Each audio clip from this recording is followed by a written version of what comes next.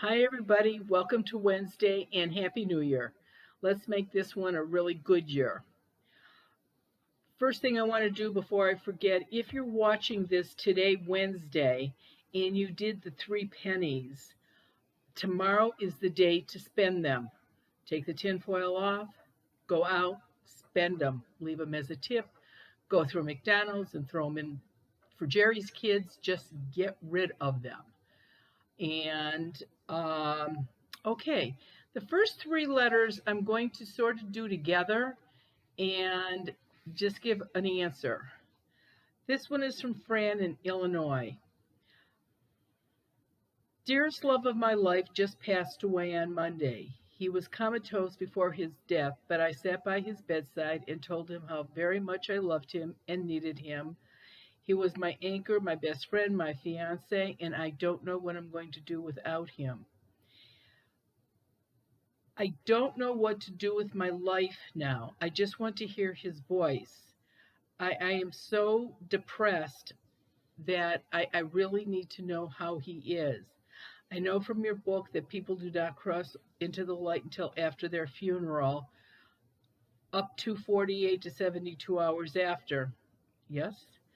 And can you please let me know if he is with me and if he knows how much I miss him? I have not dreamt of him yet, so I know he is still earthbound. Okay, that's the first one.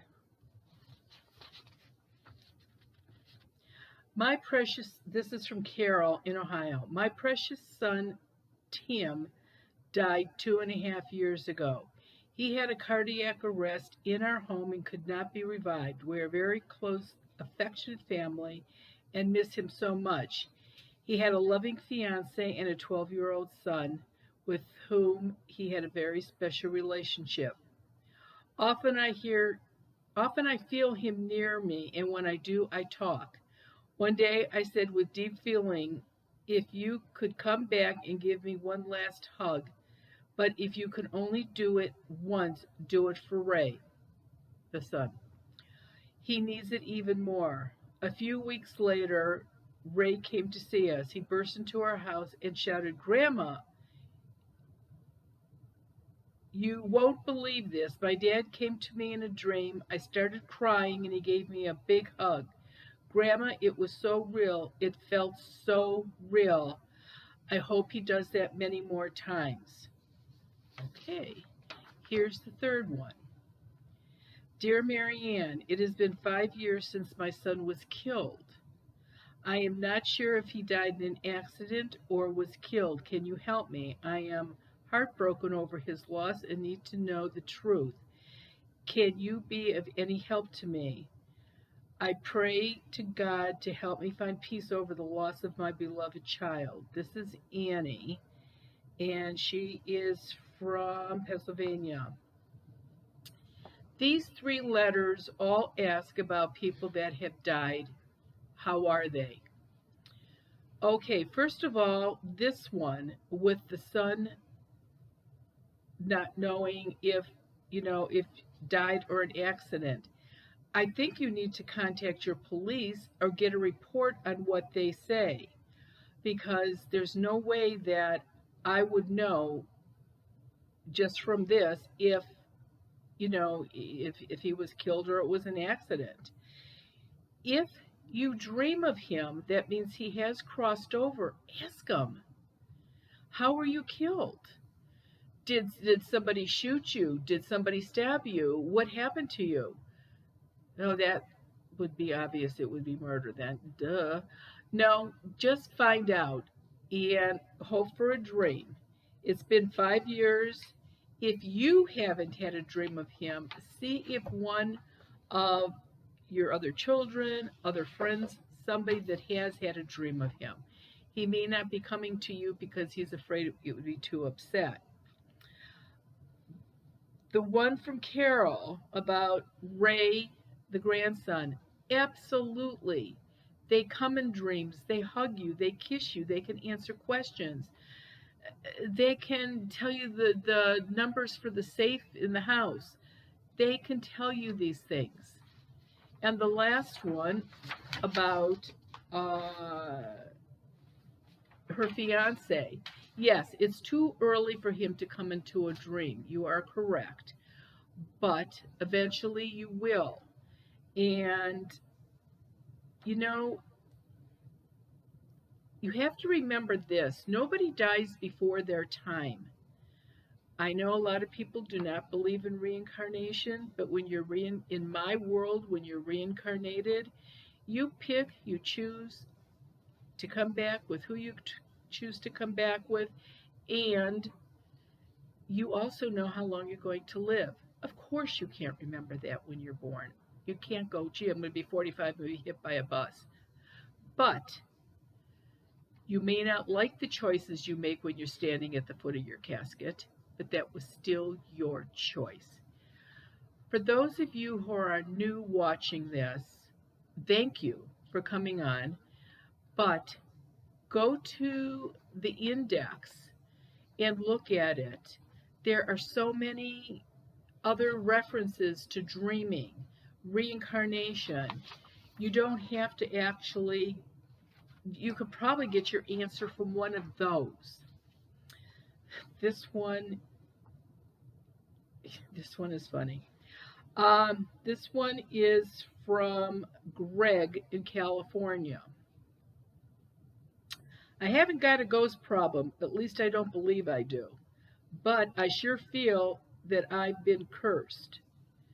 Several weeks back, George Norrie mentioned that Marianne can bust curses. Is that true? Or if so, I could use your help. George Norrie, of course, is the person that does Coast to Coast every night. And yes, I've been on the show a couple of times. And I have to tell you, Greg, I had no idea he was saying that I'm a curse buster too. You can take care of this yourself if you think you have a ghost. Get When Ghosts Speak. Don't buy it. You go to the library and get it. The last chapter says how to remove negative energy. You cannot do it to yourself, but find a friend to do the little ceremony on you. If you don't have a curse, this is not putting one on you. And if you do have a curse, this will take it off. And you should actually see a big difference. This one is from Grant in Oklahoma. I've always said there's no such thing as good luck or bad luck. We create our luck, good or bad. I still believe that to a certain extent, but I have had such bad luck through the years. I've created a lot of it, but it seems like I'm always in the wrong spot at the wrong times.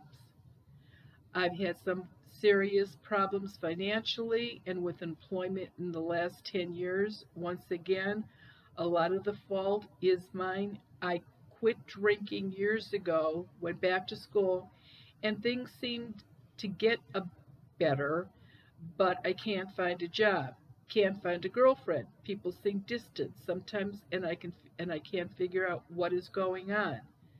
I have no life. I just can't take this anymore. I wonder if somebody has put a curse on me. Same thing I said before. Get When Ghosts Speak and have somebody do the little ceremony on you and take it off of you if you have it on. If you don't have a curse on you, it is not going to give you a curse. So, and I think to a point, you're right. I think some people do create their bad or good luck. I think there's some truth to that. This one is from Wanda, and she lives in Utah. My question is, could an earthbound spirit living in a home give out enough negative energy to cause someone to commit suicide in their home on a very impulsive action while their family is downstairs with no idea what's going on or what happened? That's definitely, I'm going to do it, and I'm going to do it now. People that commit suicide, obviously there is a mental problem here. Otherwise you wouldn't commit suicide. So If there is a ghost in your house, yes, that could have been around her a lot where she got the idea of a ghost or a suicide. Maybe if there is a ghost, maybe it committed suicide. And that's why she had those feelings. Right now, maybe it was just the right time in her world.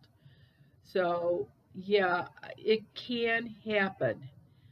But why don't you get on Zoom? There's usually two of them a month, and there's still one left. There's openings for the one this month. Um, get on. Let's see if your house is clear. Let's see if, the person that committed suicide is still there. Sometimes suicides don't cross over. So definitely see if, try coming on and let's see what's going on. This one is from Angie in Florida. How do you know when I say you, I mean me? I know you know when it's the real thing. How do you know when I say you, I mean me? I know you know when it's the real thing and you're not just reading too much into the experience that you're having. Wow. Okay, long story short, I'll do my best.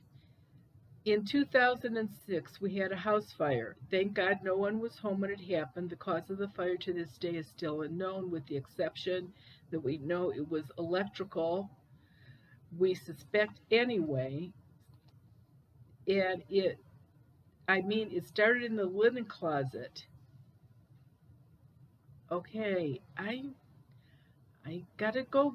When I'm done with this, I'm gonna get up and see if I have any plugs in my linen closet. Um, no person was hurt. As I said, no one was home except the cat and the dog. The dog made it. Unfortunately, the cat did not. Aw.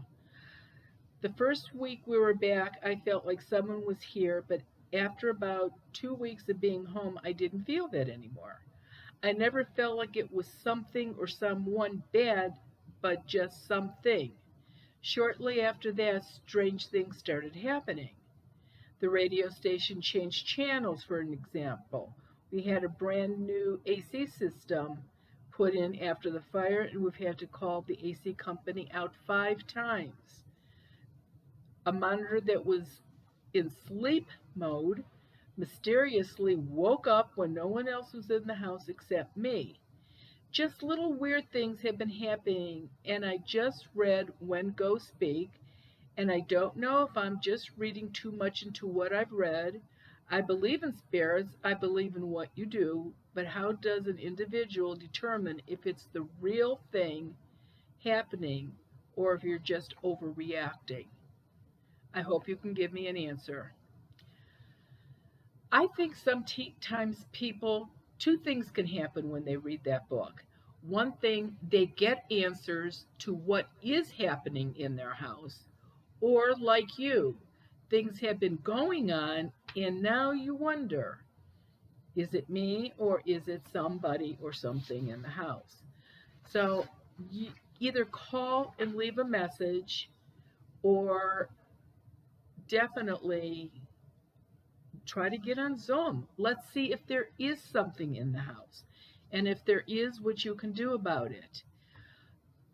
And I know people have been complaining and leaving messages. On my phone, it says that on the long distance part, that I am not taking any calls from out of state. I need to change that. I'm not taking any new calls from out of state. If you've been on Zoom, if I've talked to you before and you're from out of state, of course I will call you back. But why don't you try to get on Zoom and let's see exactly what's going on in your house? And then you will know what I know. This one is from Maggie in New York. My husband and I are truck drivers. In 2006, at approximately 5 a.m., we were driving on I-70 east in PA. My husband, as well as three other truckers, saw a young teenage boy walking along the interstate right on the white line. It was raining and somewhat foggy. The boy's clothes appeared dry. He had on dark pants, a dark shirt, a dark ball cap. We were so close we should have either hit him or knocked his hat off or knocked him over by the wind as we went by. The boy did not so much as flinch, scared us to death.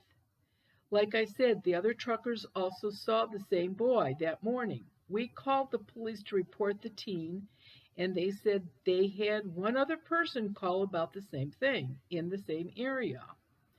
The other trucker that seen him in front of us lived near there and told us that a boy had been killed near there about a month prior. He also noticed that his clothes were dry, and even though it was pouring rain. We believe it may have been an earthbound spirit. I did some research and found indeed a boy had been killed in that very same area. He was also wearing a ball cap. Coincidence or not? What do you think? He was so close to being hit by all the drivers that I can't believe he wasn't, and the fact that he wouldn't move or wasn't startled by the big rigs. I truly believe in earthbound spirits and think he was one. Yes, you got a couple things going there. He's a teenager, and usually that young, who wants to be dead? Who wants to cross over? So that's very possible. Truckers like you and your husband have great stories. You people always see people walking on the side of the road, or you pick up a hitchhiker, which you probably shouldn't do, and all of a sudden they disappear. You had them with you for 50 miles and then you stop or you look over and they're not in the truck anymore. This happens. And hopefully he will find some peace, but absolutely this can happen. Okay, a couple commercials. Remember to spend your pennies tomorrow. And Monday the 24th of this month, there is the Zoom that still has openings. I think there's openings for about 6. And then we'll open up 2 for February. Not until this one is filled, though. For those of you, and truckers especially, for those of you who are on the road, once a month, usually the third Thursday of the month, I am on a Chicago radio station, AM WGN 720. I am on Eastern Standard Time live from 11 p.m. till midnight. And it's the Raleigh James Show. Great interviewer. Good questions come in. And you can get this across the United States. You can go on the East Coast to their website, and you can get it that way. So it's a lot of fun. So if you're on the road anyway, tune in, and we will do this again next Wednesday. Have a great week, everybody. Thanks.